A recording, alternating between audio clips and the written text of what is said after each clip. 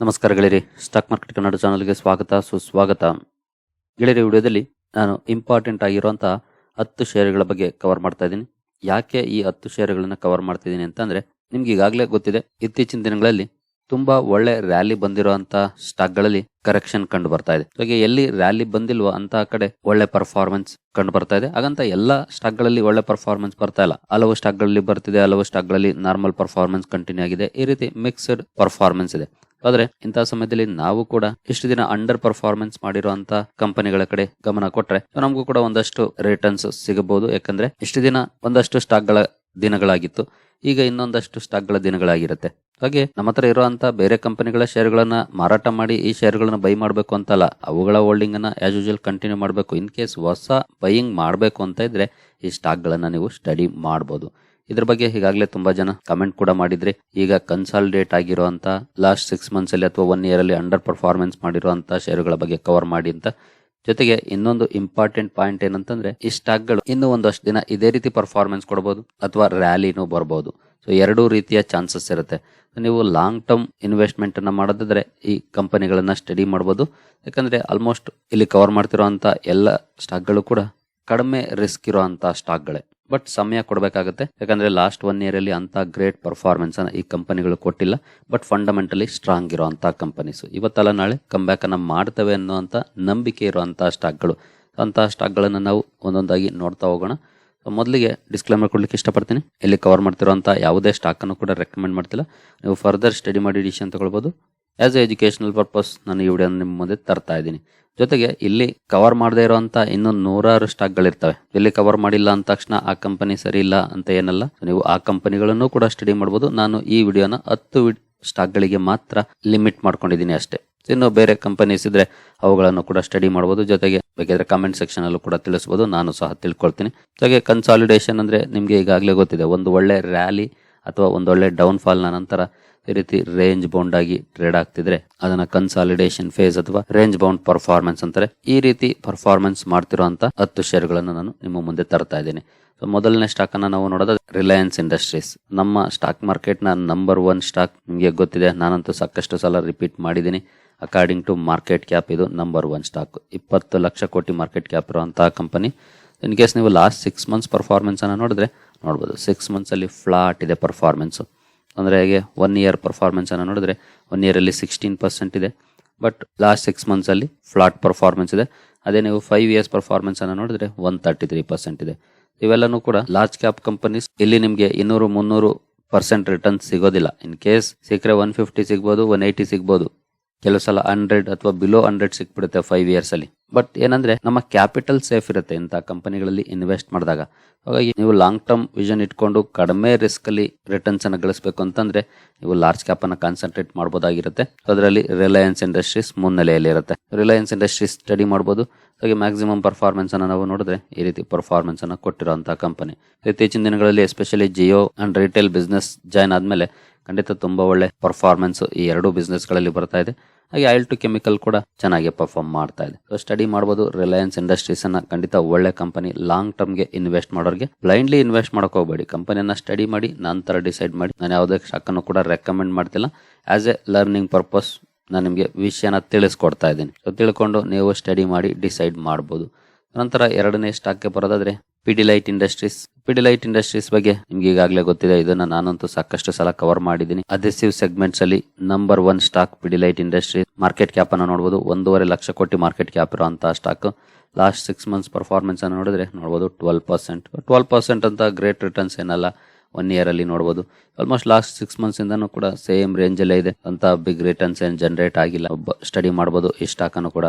5 years performance ಅನ್ನು ನೋಡಿದ್ರೆ ನೋಡಬಹುದು 123% ರಿಟರ್ನ್ಸ್ ಇದೆ. ಜೊತೆಗೆ 2022 ಜನವರಿಯಿಂದ ಕೂಡ ಅಂತ ಗ್ರೇಟ್ ಪರ್ಫಾರ್ಮೆನ್ಸ್ ಸ್ಟಾಕ್ ಅಲ್ಲಿ ಬಂದಿಲ್ಲ.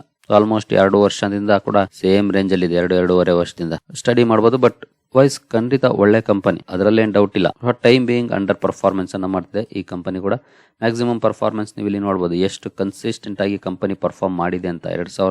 1999ರಿಂದ ಕೂಡ ಚಾರ್ಟ್ ಅವೈಲೇಬಲ್ ಇದೆ. ಇಲ್ಲಿವರೆಗೂ ಕನ್ಸಿಸ್ಟೆಂಟ್ ಪರ್ಫಾರ್ಮೆನ್ಸ್ ಅನ್ನ ಕಂಪನಿ ಮಾಡಿದೆ. ಅಲ್ಲಲ್ಲೇ ನೋಡಬಹುದು, ಇಲ್ಲೂ ಕೂಡ ಕನ್ಸಾಲಿಡೇಷನ್ ಫೇಸ್ ಇತ್ತು 2015ರಿಂದ 16. ಈ ಕಂಪನಿ ಕೂಡ ಖಂಡಿತ ಒಳ್ಳೆ ರಿಟರ್ನ್ಸ್ ಅನ್ನ ಕೊಡುವಂತ ಪೊಟೆನ್ಶಿಯಲ್ ಇರುವಂತಹ ಕಂಪನಿ. ಜೊತೆಗೆ compare to small cap mid cap ಖಂಡಿತ ಸೇಫ್ ಕಂಪನಿ ಅಂತಾನೆ ಹೇಳ್ಬೋದು. ಯಾಕಂದ್ರೆ ವೆಲ್ ಎಸ್ಟಾಬ್ಲಿಷ್ಡ್ ಬಿಸ್ನೆಸ್ ಇರುವಂತ ಕಂಪನಿ. ಇಂಟ್ರೆಸ್ಟ್ ಇರೋರು ಈ ಕಂಪನಿಯನ್ನು ಕೂಡ ಸ್ಟಡಿ ಮಾಡಬಹುದು. ನಂತರ ಪಾಲಿಕ್ಯಾಬ್ ಇಂಡಿಯಾ ಒಂದು ಕಾಲದಲ್ಲಿ ಎಷ್ಟು ಸುದ್ದಿ ಮಾಡ್ತು ಅಂದ್ರೆ ಎಸ್ಪೆಷಲಿ ಲಾಸ್ಟ್ ಇಯರ್. ಆ ನಂತರ ಈ ಸ್ಟಾಕ್ ಅಲ್ಲೂ ಕೂಡ ಅಂತ ದೊಡ್ಡ ಪರ್ಫಾರ್ಮೆನ್ಸ್ ಬಂದಿಲ್ಲ. ನಾನು ಯಾವಾಗ್ಲೂ ಹೇಳ್ತಾ ಇರ್ತೀನಲ್ಲ, ಒಂದು ರ್ಯಾಲಿಯ ನಂತರ ಸ್ಟಾಕ್ ಗಳು ಡೌನ್ ಆಗ್ತವೆ ಅಥವಾ ಕನ್ಸಾಲಿಡೇಟ್ ಆಗ್ತವೆ ಅಂತ. ಅದೇ ರೀತಿ ಪರ್ಫಾರ್ಮೆನ್ಸ್ ಪಾಲಿಕ್ಯಾಬ್ ಇಂಡಿಯಾದಲ್ಲೂ ಕೂಡ ಕಂಡು ಬಂದಿದೆ. 1 ಲಕ್ಷ ಕೋಟಿ ಮಾರ್ಕೆಟ್ ಕ್ಯಾಪ್ ಇರುವಂತಹ ಕಂಪನಿ. ಲಾಸ್ಟ್ 6 ಮಂತ್ಸ್ ಪರ್ಫಾರ್ಮೆನ್ಸ್ ಅನ್ನು ನೋಡಿದ್ರೆ 39% ಇದೆ.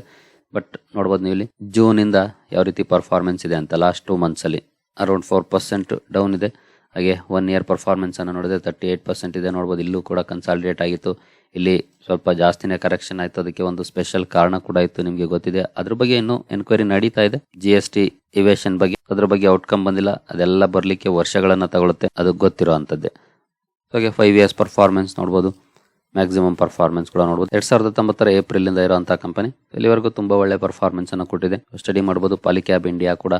ನಂತರ ಇನ್ನೊಂದು ಸೇಮ್ ಸೆಗ್ಮೆಂಟ್ ಅಲ್ಲಿ ಕೆಲಸ ಮಾಡುವಂತಹ ಕಂಪನಿ ಹ್ಯಾವೆಲ್ಸ್ ಇಂಡಿಯಾ. ಇಲ್ಲೂ ಕೂಡ ತುಂಬಾ ಒಳ್ಳೆ ಪರ್ಫಾರ್ಮೆನ್ಸ್ ನೋಡ್ಲಿಕ್ಕೆ ಸಿಗ್ತಾ ಇದೆ. ಬಿಸ್ನೆಸ್ ವೈಸ್ 1.1 ಲಕ್ಷ ಕೋಟಿ ಮಾರ್ಕೆಟ್ ಕ್ಯಾಪ್ ಇರುವಂತಹ ಕಂಪನಿ. ಲಾಸ್ಟ್ 6 ಮಂತ್ಸ್ ಪರ್ಫಾರ್ಮೆನ್ಸ್ ಅನ್ನು ನೋಡಿದ್ರೆ 32% ಇದೆ. ಬಟ್ ಇಲ್ಲೂ ಕೂಡ ನೋಡಬಹುದು ಅರೌಂಡ್ ಮೇ ಇಂದ ಕೂಡ ಸೇಮ್ ರೇಂಜ್ ಅಲ್ಲಿ ಟ್ರೇಡ್ ಆಗ್ತಾ ಇದೆ. ಯಾವುದೇ ರಿಟರ್ನ್ಸ್ ಇಲ್ಲ, ಫ್ಲಾಟ್ ಪರ್ಫಾರ್ಮೆನ್ಸ್ ಮೇನಿಂದ. ನಂತರ 1 ಇಯರ್ ಪರ್ಫಾರ್ಮೆನ್ಸ್ ಅನ್ನು ನೋಡಿದ್ರೆ 1 ಇಯರ್ ಅಲ್ಲಿ 44% ಇದೆ. 5 ಇಯರ್ಸ್ ಅಲ್ಲಿ ನೋಡಬಹುದು 187% ರಿಟರ್ನ್ಸ್ ಇದೆ. ಮ್ಯಾಕ್ಸಿಮಮ್ ಪರ್ಫಾರ್ಮೆನ್ಸ್ ನೋಡಬಹುದು. ಈ ರೀತಿ ಪರ್ಫಾರ್ಮೆನ್ಸ್ ಅನ್ನ ಕೊಟ್ಟಿರುವಂತಹ ಕಂಪನಿ.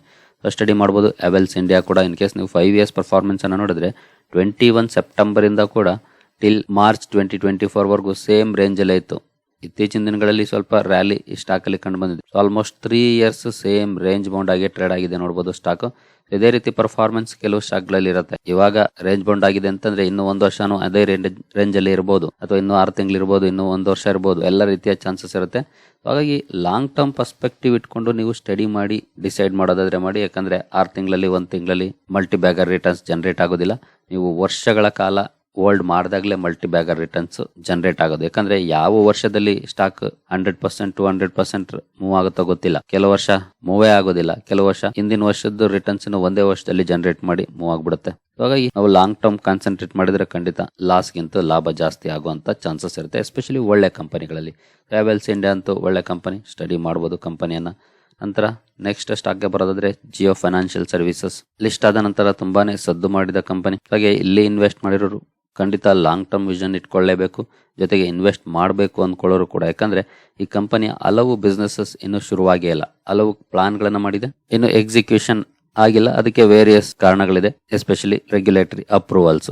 ಅವೆಲ್ಲ ಕೂಡ ವಾರದಲ್ಲಿ ತಿಂಗಳಲ್ಲಿ ಸಿಗುವಂತವಲ್ಲ ಅಪ್ರೂವಲ್ಸ್. ಹಾಗಾಗಿ ಅಪ್ರೂವಲ್ಗೋಸ್ಕರ ವೆಯ್ಟ್ ಮಾಡ್ತಿದ್ದ ಕಂಪನಿ ಎಲ್ಲ ಸಿದ್ಧತೆಗಳನ್ನ ಮಾಡಿಕೊಂಡು. ಹಾಗಾಗಿ ಹಲವು ಬಿಸ್ನೆಸಸ್ ಇನ್ನು ಶುರುವಾಗಬೇಕಾಗಿದೆ. ಆ ನಿಟ್ಟಿನಲ್ಲಿ ನೋಡೋದಾದ್ರೆ ಇಲ್ಲೂ ಕೂಡ ನೀವು ಲಾಂಗ್ ಟರ್ಮ್ ವಿಷನ್ ಇಟ್ಕೊಂಡೆ ಇನ್ವೆಸ್ಟ್ಮೆಂಟ್ ಅನ್ನ ಮಾಡಬೇಕಾಗುತ್ತೆ. ನಂತರ 2 ಲಕ್ಷ ಕೋಟಿ ಮಾರ್ಕೆಟ್ ಕ್ಯಾಪ್ ಇರುವಂತಹ ಕಂಪನಿ. ತುಂಬಾ ದೊಡ್ಡ ಕಂಪನಿನೇ ಇದು ಕೂಡ. 6 ಮಂತ್ಸ್ ಪರ್ಫಾರ್ಮೆನ್ಸ್ ಅನ್ನು ನೋಡಿದ್ರೆ 19% ಪಾಸಿಟಿವ್ ಇದೆ. ಬಟ್ ಏಪ್ರಿಲ್ ಇಂದ ನೋಡಬಹುದು ಡೌನ್ ಪರ್ಫಾರ್ಮೆನ್ಸ್ ಇದೆ ಸ್ಟಾಕ್ ಅಲ್ಲಿ. ಅರೌಂಡ್ 15% ಡೌನ್ ಆಗಿದೆ. ನಂತರ 1 ಇಯರ್ ಪರ್ಫಾರ್ಮೆನ್ಸ್ ಅನ್ನು ನಾವು ನೋಡಿದ್ರೆ 1 ಇಯರ್ ಅಲ್ಲಿ ಕೂಡ ನೋಡಬಹುದು ತುಂಬಾ ಒಳ್ಳೆ ರ್ಯಾಲಿಯ ನಂತರ ಕೈಯಿಂದ ಕರೆಕ್ಷನ್ ಆಗಿದೆ. ಸೊ ಸ್ಟಡಿ ಮಾಡಬಹುದು ಈ ಕಂಪನಿಯನ್ನು ಕೂಡ. ಮ್ಯಾಕ್ಸಿಮಮ್ ಪರ್ಫಾರ್ಮೆನ್ಸ್ ನೋಡಿದ್ರೆ ಆಗಸ್ಟ್ 2023 ನಲ್ಲಿ ಲಿಸ್ಟ್ ಆದಂತ ಕಂಪನಿ. ಇಲ್ಲಿವರೆಗೂ 52 ಅಥವಾ 53% ರಿಟರ್ನ್ಸ್ ಅನ್ನ ಜನರೇಟ್ ಮಾಡಿ ಕೊಟ್ಟಿದೆ ಇನ್ವೆಸ್ಟರ್ಸ್ಗೆ. ಸ್ಟಡಿ ಮಾಡಬಹುದು ಈ ಕಂಪನಿಯನ್ನು ಕೂಡ. ನಂತರ ನೆಕ್ಸ್ಟ್ ಸ್ಟಾಕ್ ಬರೋದಾದ್ರೆ VBL. ಈ ಕಂಪನಿ ಕೂಡ ಅಷ್ಟೇ ತುಂಬಾನೇ ಸದ್ದು ಮಾಡ್ತಿದ್ದಂತಹ ಕಂಪನಿ. ಲಾಸ್ಟ್ ಇಯರ್, ಈ ವರ್ಷ ಸ್ವಲ್ಪ ತಣ್ಣಗಾಗಿದೆ. 1.8 ಲಕ್ಷ ಕೋಟಿ ಮಾರ್ಕೆಟ್ ಕ್ಯಾಪ್ ಇರುವಂತಹ ಕಂಪನಿ. 6 ಮಂತ್ಸ್ ಪರ್ಫಾರ್ಮೆನ್ಸ್ ಅನ್ನು ನೋಡಿದ್ರೆ ನೆಗೆಟಿವ್ ಅಥವಾ ಫ್ಲಾಟ್ ಪರ್ಫಾರ್ಮೆನ್ಸ್ ಅಂತ ಬೇಕಿದ್ರು ಹೇಳ್ಬೋದು 6 ಮಂತ್ಸ್ ಅಲ್ಲಿ. ನಂತರ ನಾವು 1 ಇಯರ್ ಪರ್ಫಾರ್ಮೆನ್ಸ್ ಅನ್ನು ನೋಡಿದ್ರೆ 1 ಇಯರ್ಲಿ 59% ಇದೆ. ಬಟ್ ಇಲ್ಲಿಂದ ನೋಡಬಹುದು ಫೆಬ್ರವರಿ 2024ರಿಂದ ಸೇಮ್ ರೇಂಜ್ ಅಲ್ಲಿ ಇತ್ತು. ಈಗ ಸ್ವಲ್ಪ ಡೌನ್ ಕೂಡ ಆಗಿದೆ ಸ್ಟಾಕ್. ಬಟ್ ಬಿಸ್ನೆಸ್ ವೈಸ್ ಖಂಡಿತ ಕಂಪನಿ ಚೆನ್ನಾಗಿ ಬಿಸ್ನೆಸ್ ಮಾಡ್ತಾ ಇದೆ. ಲಾಂಗ್ ಟರ್ಮ್ ಪರ್ಸ್ಪೆಕ್ಟಿವ್ ಅಲ್ಲಿ ಇನ್ವೆಸ್ಟ್ ಮಾಡೋರು ಖಂಡಿತ ಸ್ಟಡಿ ಮಾಡಬಹುದು ಕಂಪನಿಯನ್ನ. 5 ಇಯರ್ಸ್ ಅಲ್ಲಿ 878% ರಿಟರ್ನ್ಸ್ ಅನ್ನ ಕೊಟ್ಟಿದೆ. ಹಾಗೆ ಮ್ಯಾಕ್ಸಿಮಮ್ ಪರ್ಫಾರ್ಮೆನ್ಸ್ ಕೂಡ ನೋಡಬಹುದು. 2016ರಿಂದ ಇರುವಂತಹ ಕಂಪನಿ ಇಲ್ಲಿವರೆಗೂ 2078% ರಿಟರ್ನ್ಸ್ ಅನ್ನ ಕೊಟ್ಟಿದೆ. ತುಂಬಾ ಒಳ್ಳೆ ಪರ್ಫಾರ್ಮೆನ್ಸ್ ಓನ್ ಬೆವರೇಜಸ್ ಅಲ್ಲೂ ಕೂಡ ಕಂಡು ಬಂದಿದೆ. ಸ್ಟಡಿ ಮಾಡಬಹುದು ಈ ಕಂಪನಿಯನ್ನು ಕೂಡ. ಇದರಲ್ಲೂ ಕೂಡ ಸಾಕಷ್ಟು ಅಪರ್ಚುನಿಟೀಸ್ ಇದೆ, ಎಸ್ಪೆಷಲಿ ಈಗಂತೂ. ಬಟ್ ಅಗೈನ್ ರಿಪೀಟ್ ಮಾಡ್ತೀನಿ, ಲಾಂಗ್ ಟರ್ಮ್ ಕಾನ್ಸಂಟ್ರೇಟ್ ಮಾಡಿ. ಯಾಕಂದ್ರೆ ಇನ್ನೂ 6 ತಿಂಗಳು ಕನ್ಸಾಲಿಡೇಟ್ ಆದ್ರೂ ಆಗ್ಬೋದು, ಅದನ್ನ ಯಾರು ಹೇಳಲಿಕ್ಕೆ ಆಗೋದಿಲ್ಲ. ಅದನ್ನ ಅರ್ಥ ಮಾಡ್ಕೊಂಡೆ ನೀವು ಮುಂದುವರಿಬೇಕಾಗುತ್ತೆ.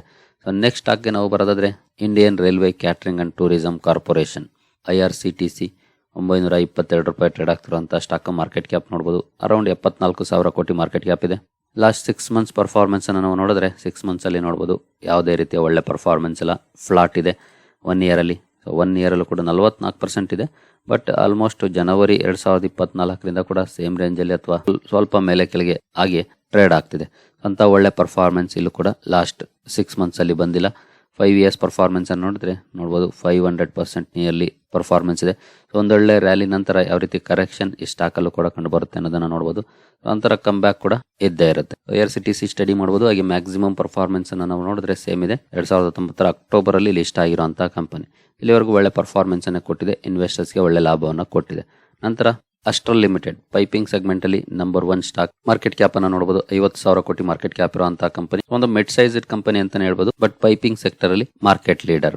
ಲಾಸ್ಟ್ 6 ಮಂತ್ಸ್ ಪರ್ಫಾರ್ಮೆನ್ಸ್ ಅನ್ನು ನೋಡಿದ್ರೆ ಅರೌಂಡ್ 4% ಡೌನ್ ಇದೆ. 1 ಇಯರ್ ಅಲ್ಲೂ ಕೂಡ ನೋಡಬಹುದು 5% ಡೌನ್ ಇದೆ. ಅದೇ ನೀವು 5 ಇಯರ್ಸ್ ಪರ್ಫಾರ್ಮೆನ್ಸ್ ಅನ್ನು ನೋಡಿದ್ರೆ 247% ರಿಟರ್ನ್ಸ್. ಯಾಕಂದ್ರೆ ಒಂದು ಮಿಡ್ ಸೈಜ್ಡ್ ಕಂಪನಿ, ಹಾಗಾಗಿ ಒಳ್ಳೆ ರಿಟರ್ನ್ಸ್ ಕೂಡ ಜನರೇಟ್ ಆಗಿದೆ ಕಂಪನಿಯಲ್ಲಿ ಲಾಂಗ್ ಟರ್ಮ್ ಅಲ್ಲಿ. ಜೊತೆಗೆ ಸೇಮ್ ರೇಂಜ್ ಬೌಂಡ್ ಅಲ್ಲಿ ಟ್ರೇಡ್ ಆಗ್ತಾ ಇದೆ. ಸ್ಟಡಿ ಮಾಡಬಹುದು ಕಂಪನಿಯನ್ನ. ಖಂಡಿತ ಇದು ಕೂಡ ಒಳ್ಳೆ ಕಂಪನಿ. ಜೊತೆಗೆ ಆಗಾಗ ಬೋನಸ್ ಅನ್ನು ಕೂಡ ಕೊಡ್ತಾ ಇರುತ್ತೆ. ಸೊ ಮ್ಯಾಕ್ಸಿಮಮ್ ಪರ್ಫಾರ್ಮೆನ್ಸ್ ನೋಡಬಹುದು. ಈ ರೀತಿ ಪರ್ಫಾರ್ಮೆನ್ಸ್ ಅನ್ನು ಕೊಟ್ಟಿರುವಂತಹ ಕಂಪನಿ. ಒಳ್ಳೆ ಕರೆಕ್ಷನ್ ಆಗಿ ಒಳ್ಳೆ ಅಪರ್ಚುನಿಟಿಯನ್ನು ಕೂಡ ಕೊಟ್ಟಿತ್ತು ಸ್ಟಾಕ್. ನಂತರ ಒಳ್ಳೆ ಪ್ರಮಾಣದಲ್ಲಿ ಮೂವ್ ಕೂಡ ಆಗಿದೆ. ನಂತರ SRF ಸ್ಪೆಷಾಲಿಟಿ ಕೆಮಿಕಲ್ ಸೆಗ್ಮೆಂಟ್ ಅಲ್ಲಿ ಕೆಲಸ ಮಾಡುವಂತಹ ಕಂಪನಿ. ವೇರಿಯಸ್ ಬಿಸ್ನೆಸಸ್ ಇದೆ. ಯಾರ್ನ್ ಬಿಸ್ನೆಸ್ ಇದೆ, ತುಂಬಾ ಒಳ್ಳೆ ಕಂಪನಿ. 73,000 ಕೋಟಿ ಮಾರ್ಕೆಟ್ ಕ್ಯಾಪ್ ಇರುವಂತದ್ದು. ಲಾಸ್ಟ್ 1 ಇಯರ್ ಪರ್ಫಾರ್ಮೆನ್ಸ್ ಅನ್ನು ನೋಡಿದ್ರೆ ನೋಡಬಹುದು ಯಾವ ರೀತಿ ರಿಟರ್ನ್ಸ್ ಇದೆ. ಜಸ್ಟ್ 7 ಅಥವಾ 8% ರಿಟರ್ನ್ಸ್ ಅಂತ ಬಿಗ್ ರಿಟರ್ನ್ಸ್ ಏನಲ್ಲ. 5 ಇಯರ್ಸ್ ಪರ್ಫಾರ್ಮೆನ್ಸ್ ಅನ್ನು ನೋಡಿದ್ರೆ 328% ಇದೆ. ಬಟ್ 2022 ಜನವರಿಯಿಂದ ಕೂಡ ನೋಡಬಹುದು ಸೇಮ್ ರೇಂಜ್ ಅಲ್ಲಿ ಟ್ರೇಡ್ ಆಗ್ತಾ ಇದೆ ಸ್ಟಾಕ್. ಸೊ ಆಲ್ಮೋಸ್ಟ್ 2.5 ವರ್ಷ ಅಥವಾ ಅದಕ್ಕಿಂತ ಜಾಸ್ತಿನೇ ಆಗಿದೆ. ಡೌನು ಆಗ್ತಿಲ್ಲ, ಜಾಸ್ತಿನ ಅಪ್ಪು ಆಗ್ತಿಲ್ಲ. ಆ ರೀತಿ ಪರ್ಫಾರ್ಮೆನ್ಸ್ ಸ್ಟಾಕ್ ಅಲ್ಲಿ ಕಂಡು ಬರ್ತಾ ಇದೆ. ಸೊ ಸ್ಟಡಿ ಮಾಡಬಹುದು ಈ ಕಂಪನಿಯನ್ನು ಕೂಡ. ಖಂಡಿತ ಒಳ್ಳೆ ಕಂಪನಿ, ಅದರಲ್ಲೇನು ಡೌಟ್ ಇಲ್ಲ. ಫಂಡಮೆಂಟಲಿ ಸ್ಟ್ರಾಂಗ್ ಇರುವಂತಹ company. In case fundamentally weak ಇರುವಂತಹ ಕಂಪನಿ ಆಗಿದ್ರೆ ಕರೆಕ್ಷನ್ ಆಗಬೇಕಿತ್ತು. ಬಟ್ ಸೇಮ್ ರೇಂಜ್ ಬೌಂಡ್ ಅಲ್ಲಿ ಟ್ರೇಡ್ ಆಗ್ತಿದೆ. ಸ್ಟಡಿ ಮಾಡಬಹುದು ಕಂಪನಿಯನ್ನ. ನಂತರ ಲಾಸ್ಟ್ ಸ್ಟಾಕ್ ನಾವು ಬರೋದಾದ್ರೆ IRFC. RVNL IRFC 2 ಸ್ಟಾಕ್ ಗಳಿಗೆ ಕಂಪೇರ್ ಮಾಡಿದ್ರೆ RVNL ತುಂಬಾನೇ ಮೂವ್ ಆಗ್ಬಿಟ್ಟಿದೆ ಲಾಸ್ಟ್ 6 ಮಂತ್ಸ್ ಅಲ್ಲಿ. ಬಟ್ IRFC ಅಂತ ಮೂವ್ಮೆಂಟ್ ಏನು ಬಂದಿಲ್ಲ. 2.3 ಲಕ್ಷ ಕೋಟಿ ಮಾರ್ಕೆಟ್ ಕ್ಯಾಪ್ ಇರುವಂತಹ ಕಂಪನಿ. ಲಾಸ್ಟ್ 6 ಮಂತ್ಸ್ ಪರ್ಫಾರ್ಮೆನ್ಸ್ 12% ಇದೆ. ನೀವು ಇಲ್ಲಿ ನೋಡಬಹುದು ಮೇ ಇಂದ ಸೇಮ್ ರೇಂಜ್ ಅಲ್ಲಿ ಇದೆ. ಸ್ವಲ್ಪ ಅಪ್ ಆಯ್ತು ಸ್ಟಾಕ್, ನಂತರ ಡೌನ್ ಆಗಿ ಸೇಮ್ ರೇಂಜ್ ಅಲ್ಲಿ ಟ್ರೇಡ್ ಆಗ್ತಿದೆ. 1 ಇಯರ್ ಪರ್ಫಾರ್ಮೆನ್ಸ್ ನೋಡಬಹುದು 274 ಇದೆ. ಬಟ್ ಆಲ್ಮೋಸ್ಟ್ 24 ಜನವರಿಯಿಂದ ನೋಡಬಹುದು 4% ರಿಟರ್ನ್ಸ್. ಅಂದ್ರೆ ಲಾಸ್ಟ್ 7-8 ಮಂತ್ಸ್ ಅಲ್ಲಿ ಯಾವುದೇ ರೀತಿ ಒಳ್ಳೆ ರಿಟರ್ನ್ಸ್ ಜನರೇಟ್ ಆಗಿಲ್ಲ ಕಂಪನಿಯಲ್ಲಿ. ಸ್ಟಡಿ ಮಾಡಬಹುದು ಈ ಕಂಪನಿಯನ್ನು ಕೂಡ. ಪಾಯಿಂಟ್ ಆಫ್ ವ್ಯೂ ನಲ್ಲಿ ನೋಡೋದಾದ್ರೆ 5 ವರ್ಷದಲ್ಲಿ 600% ರಿಟರ್ನ್ಸ್ ಇದೆ. ಇನ್ನು 5 ಇಯರ್ಸ್ ಕಂಪ್ಲೀಟ್ ಆಗಿಲ್ಲ. 2021 ಜನವರಿಯಲ್ಲಿ ಲಿಸ್ಟ್ ಆದಂತಹ ಕಂಪನಿ. ಇಲ್ಲಿವರೆಗೂ ಸಾಲಿಡ್ ಪರ್ಫಾರ್ಮೆನ್ಸ್ ಅನ್ನ ಕೊಟ್ಟಿದೆ ಕಂಪನಿ. ಸ್ಟಡಿ ಮಾಡಬಹುದು IRFC ಅನ್ನು ಕೂಡ. ಲಾಂಗ್ ಟರ್ಮ್ ವಿಷನ್ ಇಟ್ಕೊಂಡು ಈ ಎಲ್ಲ ಸ್ಟಾಕ್ ಗಳನ್ನ ಸ್ಟಡಿ ಮಾಡಿ. ಶಾರ್ಟ್ ಟರ್ಮ್ ಅಲ್ಲಿ ಯಾವ ರೀತಿ ಪರ್ಫಾರ್ಮೆನ್ಸ್ ಬರ್ತೋ ಗೊತ್ತಿಲ್ಲ. ಇನ್ನು 6 ತಿಂಗಳು ಅಥವಾ 1 ವರ್ಷ 1.5 ವರ್ಷ ಕೂಡ ಕನ್ಸಾಲಿಡೇಷನ್ ಫೇಸ್ ಅಲ್ಲೇ ಇರಬಹುದು. ಹಾಗಾಗಿ ಆ ಪಾಯಿಂಟ್ ಅನ್ನು ಕೂಡ ನೀವು ಅರ್ಥ ಮಾಡ್ಕೊಂಡೆ ಮುಂದುವರಿಬೇಕಾಗುತ್ತೆ. ಹಾಗೆ ವಿಷಯವನ್ನ ತಪ್ಪಾಗಿ ಅರ್ಥ ಮಾಡ್ಕೊಂಡು ಸೋಮವಾರ ಮಾರ್ಕೆಟ್ ಓಪನ್ ಆದ ತಕ್ಷಣ ಬೈ ಮಾಡಿ ಮುಂದಿನ ವಾರ ರ್ಯಾಲಿ ಬರಲಿಲ್ಲ ಅಂತ ಪ್ರಶ್ನೆ ಮಾಡಕ್ ಹೋಗ್ಬೇಡಿ. ಇದು ಮಾರ್ಕೆಟ್ ಯಾವತ್ತು ನಾವು ಅಂದ್ಕೊಂಡಂಗೆ ಆಗೋದಿಲ್ಲ. ಬಟ್ ಕಂಪನಿಗಳ ಬಿಸ್ನೆಸ್ ಚೆನ್ನಾಗಿದ್ರೆ ಅವುಗಳು ಡೌನ್ ಆಗಿದ್ರು ಕೂಡ ಬೈ ಮಾಡಿ ಹೋಲ್ಡ್ ಮಾಡಿದ್ರೆ ಒಂದಲ್ಲ ಒಂದಿನ ಕಮ್ ಬ್ಯಾಕ್ ಮಾಡ್ತವೆ. ಅಲ್ಲಿವರೆಗೂ ಕಾಯುವಂತ ತಾಳ್ಮೆ ನಮ್ಗಿರ್ಬೇಕಾಗುತ್ತೆ. ಆಗ್ಲೇ ನಾವು ಒಳ್ಳೆ ರಿಟರ್ನ್ಸ್ ಅನ್ನ ಗಳಿಸಲಿಕ್ಕೆ ಸಾಧ್ಯ ಆಗೋದು ಮಾರ್ಕೆಟ್ ಅಲ್ಲಿ. ಸರಿ ಗೆಳೆಯರೆ, ಈ ವಿಡಿಯೋ ನಿಮಗೆ ಇಷ್ಟ ಆಗಿದೆ ಅಂದ್ಕೊಳ್ತೀನಿ. ಮುಂದಿನ ವಿಡಿಯೋದಲ್ಲಿ ಸಿಗೋಣ. ಅಲ್ಲಿವರೆಗೂ ಜೈ ಹಿಂದ್, ಜೈ ಕರ್ನಾಟಕ.